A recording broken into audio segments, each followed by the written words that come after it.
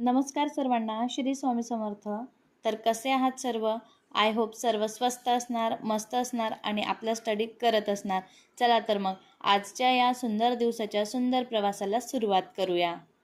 नेहमीप्रमाणे माझ्या दिवसाची सुरुवात सकाळी 4लाच झाली. सकाळी उठले, फ्रेश झाले आणि मग गरम पाणी करायला किचनमध्ये आले. तेवढ्यात माझ्या हातून एक भांडं खाली पडलं आणि त्याच्या आवाजाने श्रीमय उठून बसला. तर आज सकाळी श्रीमय चक्क 4 वाजेपासून जागी होता. मग विचार केला आता अभ्यास नाही होणार, पण मग म्हटलं चला ट्राय तर करून बघू आणि मग काय तसंच सुरुवात केली. तर मग आधी श्रीमय थोडा रडत होता, मग त्याला थोडं खायला वगैरे दिलं. म्हटलं बस इथं बघ मी स्टडी करते, तू पण कर. मग थोडा वेळ तो खेळला, खाल्लं पिल्लं त्याने आणि मग नंतरून जेव्हा त्याला थोडंसं रिलॅक्स झाला तो नंतरून मग मी जेव्हा स्टडी करायला लागली तेव्हा तो पण आला माझ्या शेजारी आणि म्हणे मला पण तुझ्या जवळ बसू दे अभ्यास करायला. म्हटलं ठीक आहे बस. आज सकाळी मी सर्वात आधी लिहून घेतलं मला कोणत्या सब्जेक्टचं कोणता टॉपिक करायचा आहे, दिवसामध्ये किती सब्जेक्ट करायचे आणि त्यातले कोणते कोणते टॉपिक करायचे. तर अशा प्रकारे मी सर्व माझ्या डायरीमध्ये नोट करून घेतलं आणि त्यानंतर मग माझ्याकडे पॉलिटीसाठी 2 बुक आहेत. एक मी लोकसेवा अकॅडमीचे नोट्स आहे ना ती मागवली आहे आणि दुसरं म्हणजे माझ्याकडे तात्यांचा ठोकळा पण आहे. तर मग मी ते दोघांमध्ये बघत होते की मी नेमकं कुठलं पुस्तक वाचायला पाहिजे म्हणून आणि मग मी ते बघत होते आणि त्याच्यावरून मग मी म्हटलं आता पुढचा आपण अभ्यास करूया. दोघं बुक्स बघितल्यानंतर मग मी ठोकळ्यामधून अभ्यास करायचं ठरवलं. कारण नोट्समध्ये थोडं डीपली दिलेलं होतं आणि तात्यांच्या ठोकळ्यामध्ये ना म्हणजे असं 1 लाइनर टाईप दिलेलं आहे त्यांनी. मग ते सकाळच्या टायमामध्ये म्हटलं माझ्या हे लवकर लक्षात येईल म्हणून मग मी ठोकळ्यामधूनच अभ्यास करायचं ठरवलं आणि अशा प्रकारे मी माझ्या अभ्यासाला सुरुवात केली. पण माझ्या शेजारी श्रीमय बघा ना कसा अभ्यास करतोय. त्याला सर्वच पाहिजे असतं, जे माझ्या हातात असतं ना ते त्याला पाहिजे असतं.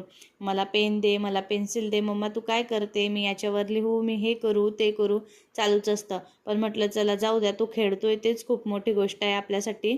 आपला अर्ध चॅप्टर तरी होईल अशा आशेने मी माझा अभ्यास सुरू केला.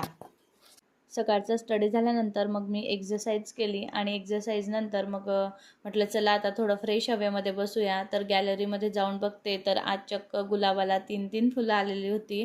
ती फुलं बघून एवढं प्रसन्न वाटलं, खूप फ्रेश वाटत होतं. इतके छान कलर होते आणि एवढे ताजे आणि टवटवीत ती फुलं दिसत होती ना, खरंच खूप छान वाटत होतं. थोड्या वेळानंतर मग मी आतमध्ये आले आणि माझ्या कामांना सुरुवात केली. तिथपर्यंत मला श्रीमयने आवाज दिला, बघ मम्मा चिऊ आली चिऊ आली. मग मी गेले आणि बघते तर काय रोज जी नेहमी आमच्या इथं चिऊ येत असते ना ती आज पण आली होती आणि मी काल रात्रीच तिला थोडे तांदळाचे दाणे वगैरे टाकले होते. म्हटलं सकाळी ती येईलच आणि खूप चिवचिवाट करते तिथं जर दाणे नसले तर.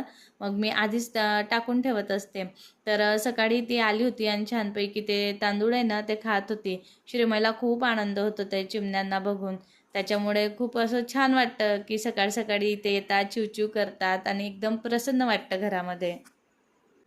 थोड्या वेळानंतर मग मी फ्रेश वगैरे झाले आणि मग म्हटलं आता चला स्वयंपाकाला सुरुवात करू. तर आज मी स्वयंपाकामध्ये पालकचे पराठे बनवले होते आणि चटणी बनवली होती. तर श्रीमय तर ती पालकची भाजी खात नाही, काढून टाकतो. म्हणून म्हटलं चला त्याची प्युरीच करून घेते. मग मी थोडं ते 1-2 मिनटं पाण्यामध्ये उकळून घेतली पालक आणि त्याच्यामध्ये लसूण वगैरे असं टाकून त्याची पेस्ट बनवली आणि सर्व असं कणकेमध्ये मिक्स करून त्याची छानपैकी कणिक मळून घेतली आणि त्याचे मग चपात्या वगैरे अशा बनवून घेतल्या.